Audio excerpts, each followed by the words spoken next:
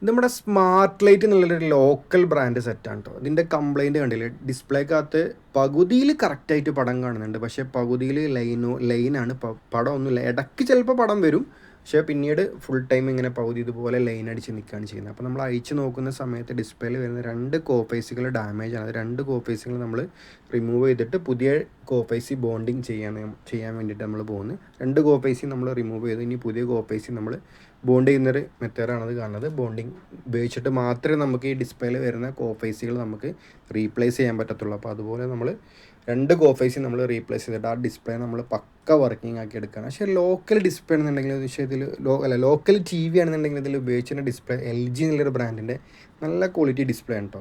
ഒരു smart light എന്നുള്ളൊരു local ബ്രാൻഡാണ്, പക്ഷേ നല്ല ക്വാളിറ്റി ഡിസ്പ്ലേ ആണ് അവർ ഉപയോഗിച്ചിട്ടുള്ളത്. അതുകൊണ്ട് നമുക്ക് ഈ ഡിസ്പ്ലേനെ വീണ്ടും നമുക്ക് റിപ്പയർ ചെയ്തെടുക്കാൻ പറ്റി.